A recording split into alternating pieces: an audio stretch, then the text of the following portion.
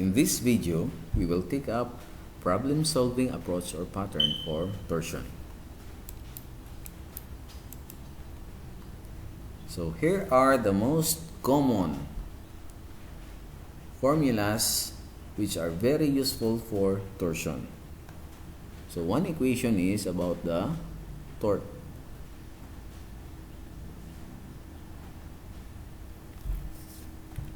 So we have T equals to P over 2 pi F. And by the way, this expression is also known as omega. So omega is the angular speed, and often the units is in radians per unit time.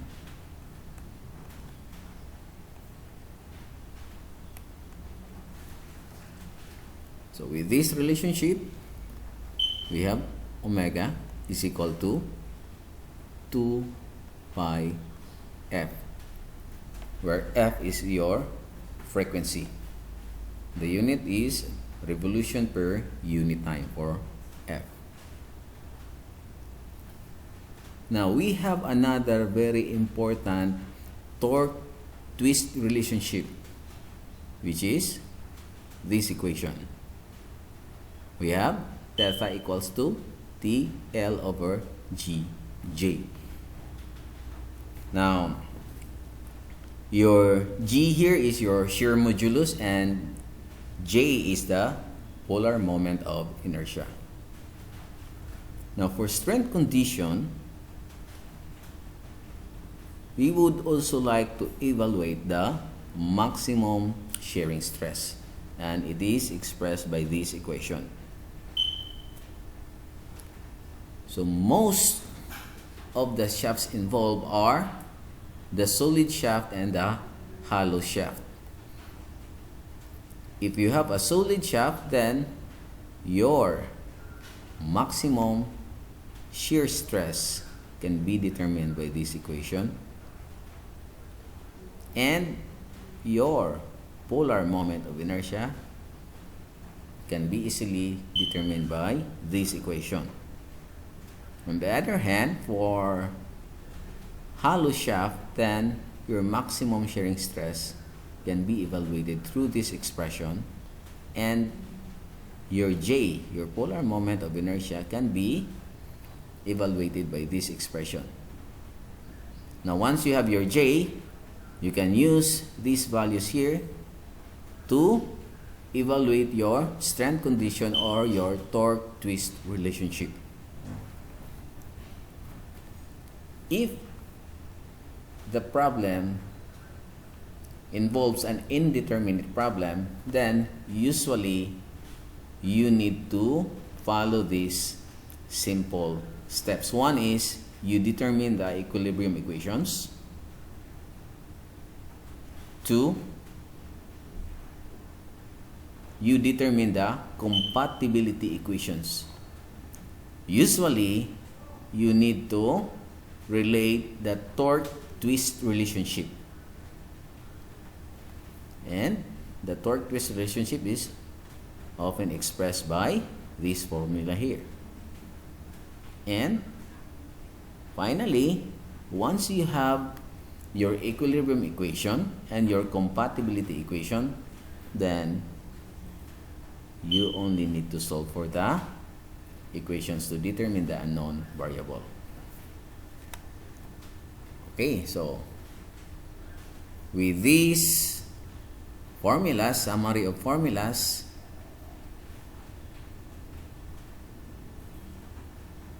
you will be able to solve most of the problems for torsion. Okay, let us have an illustrative example. Illustrative example number 1. A solid steel shaft in a rolling mill transmits 20 kilowatts of power at 2 Hertz. Determine the smallest safe distance of the shaft if the shear stress is not to exceed 40 megapascal and the angle of twist is limited to 6 degrees in a length of 3 meters. Use G equal to 83 gigapascal. So Let us first write our given. To simplify, we need to identify what is given.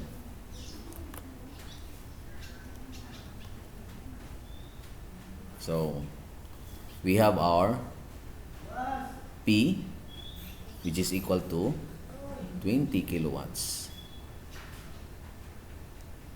And this is equal to 20,000 Newton meter. And your frequency is equal to 2 hertz.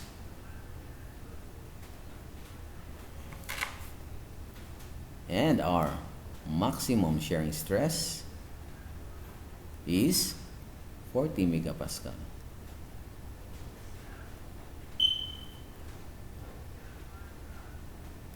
We have theta.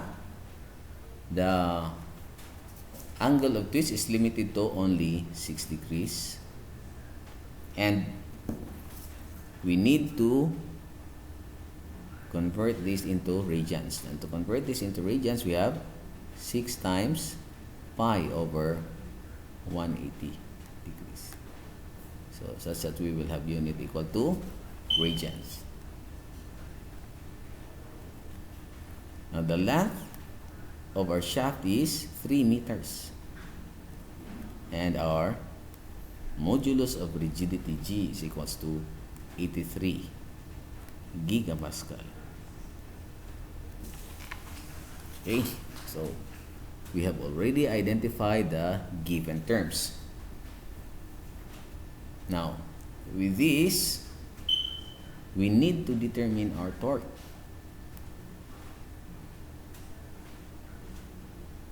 So our torque is equal to, from the previous equations illustrated, we have torque equals to P over 2 pi F, which is equal to, we have already P equal to 20,000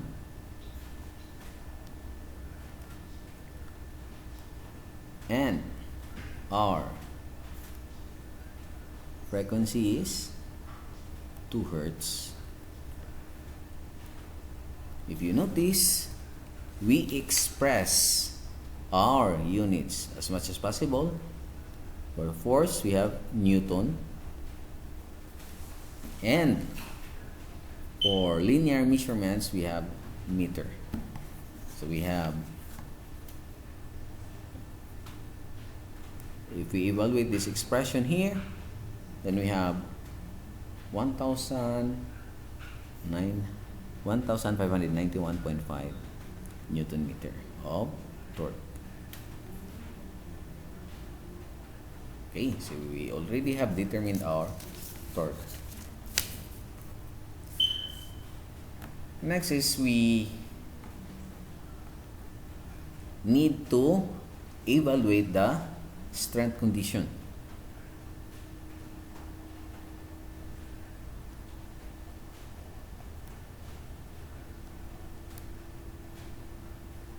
So, and we can relate that with this equation.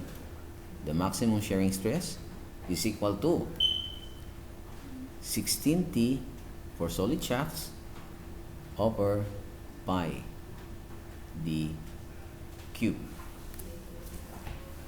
So we already know our maximum torque, maximum stress rather. Likewise, we also already have our torque. So writing out our equation, we have our maximum shear stress is 40 megapascal, which is equal to 40 times 10 to the power of 6. And we have 16 times our T, which is 1591.5 over pi times D cubed. So with this expression, we only have our unknown d. Now with this, solving for d, we have d equal to 0.0587 meter, which is equal to d equal to times 1000, we have 58.7 millimeter. So this is the required diameter relating to the strength condition.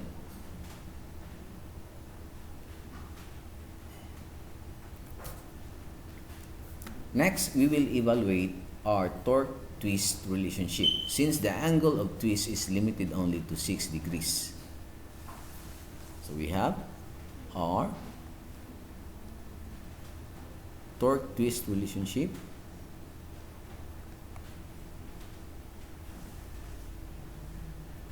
which is theta equals to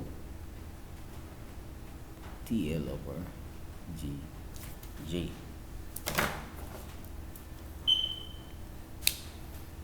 Now, our theta is equal to 6 pi over 180 because we would like to express our theta in terms of radians, and our T is 1591.5 times the length is 3 meters over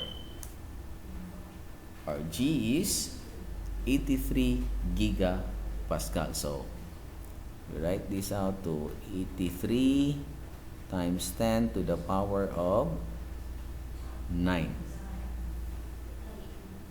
times, and J, the polar moment of inertia for solid shaft, is pi d cube over 32.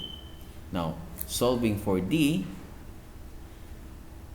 from this equation, we have d equals to 0.0486 meter times 1000, we have 48.6 millimeters.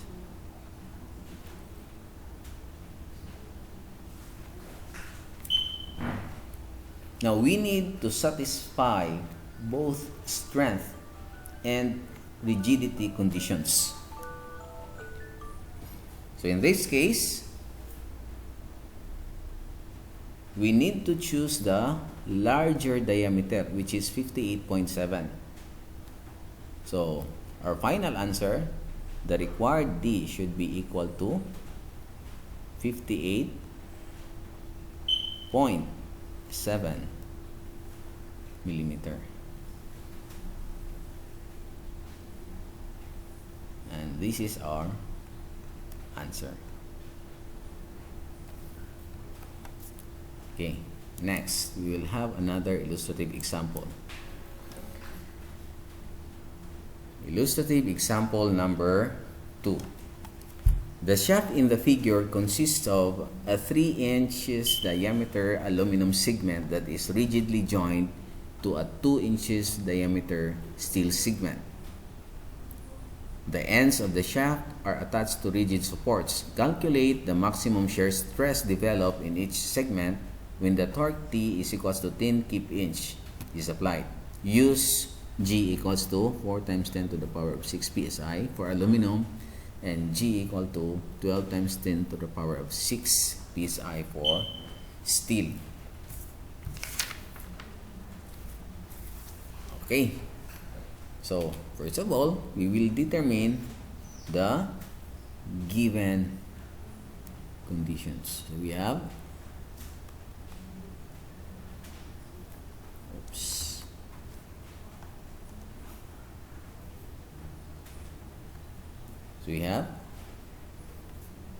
we're given the diameter,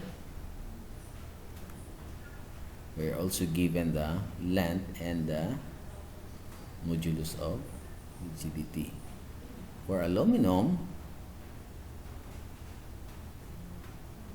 we have the diameter is 3 inches, the length is 6 feet, and G is equal to 4 times 10 to the power of 6 psi.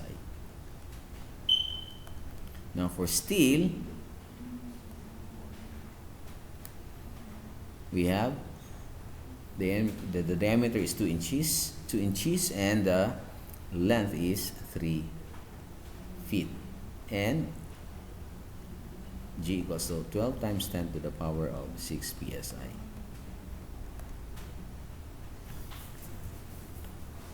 Now, looking at our figure, we have an applied torque T equal to 10 kip-inch in clockwise direction. Now, both aluminum and steel will resist the applied torque of 10 kip-inch. So, this is our T for our aluminum, the torque, resisting torque for our aluminum, and the resisting torque for our steel. Now, we still do not know the corresponding forces, the resisting forces for our aluminum and steel. And we can write this as our equilibrium condition. So, number 1, for our equilibrium condition, we have the summation of torque such that this will be under equilibrium equal to 0.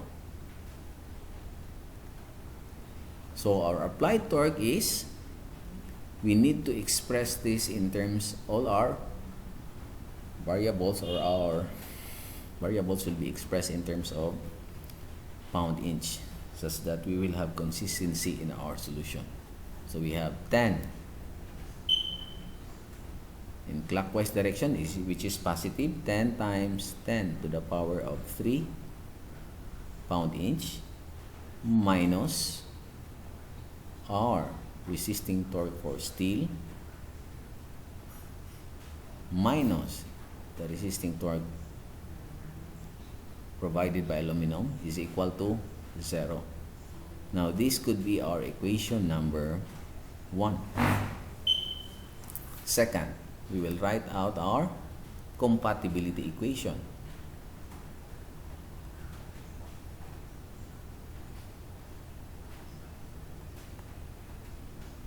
So our compatibility equation is,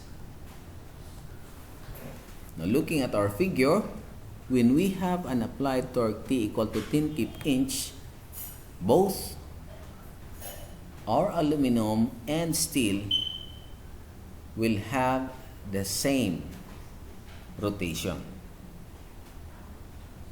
which is, in equation form, we have theta, the rotation for steel, is equal to the rotation for our aluminum. So we can expand this equation. So we have TL over GG for our steel is equal to TL over GJ for our aluminum.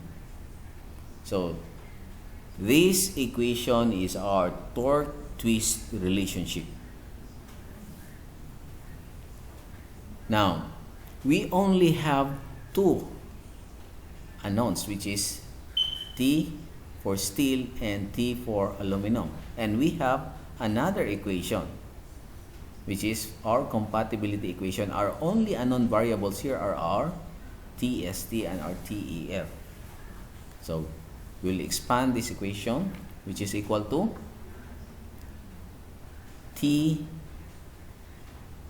TST, and our length for our steel is 3 feet, and such that we will have unit of linear measurement in terms of inch. We multiply this by 12, And our G is 12 times 10 to the power of 6. And our polar moment of inertia is pi over 32 to the power 2 to the power of 4, which is equal to TEL for our aluminum. The length is 6 feet, and we express that in terms of inches. And our J is 4 times 10 to the power of 6 times pi over 32, and our diameter is 3 inches to the power of 4. Now with this relationship, we can express our T ST. If we evaluate this, we can simplify this further into 1.1852 TEL. So this is our equation number 2. We have 2 equations, 2 unknowns, then we will be able to solve for the variables. So step number 3, we solve for our equations to determine the unknown variable. So combining equations 1 and 2, we have 10 times 10 to the power of 3 minus TST. We'll express that in terms of aluminum. We have 1.1852 TEL minus TEL is equal to 0. Since we only have one unknown variable, then we can solve for our TEL. Our TEL is equal to 4,576 pound-inch. And since we already have determined our TEL, then we can solve for our TST, which is for steel. We simply multiply this 4,576 by 1.1852. Then our TST, the torque for steel, is equal to 5,424 pound-inch. Okay. Since we already have determined the corresponding resisting torques for our aluminum and steel, we can now solve for our maximum shear stresses.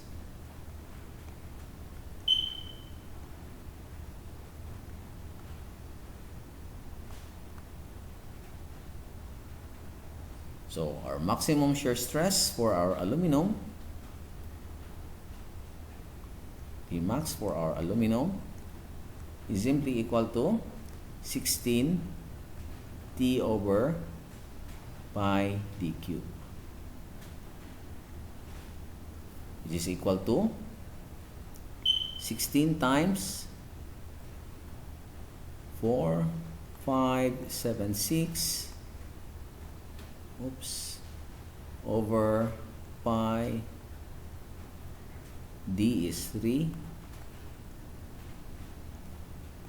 and we have the maximum shearing stress for our aluminum is 853 psi,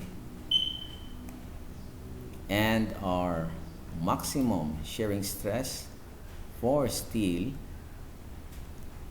is equal to 16 T over pi d cube, and again which is equals to 16 times our T now is, for steel we have 5,424. So we have pi, our D is 2 to the power of 3. And finally, we have the shearing stress for our steel is 3,450 psi. So these are our final answers. If you like the content of this video, click like and subscribe, and please share. Thank you.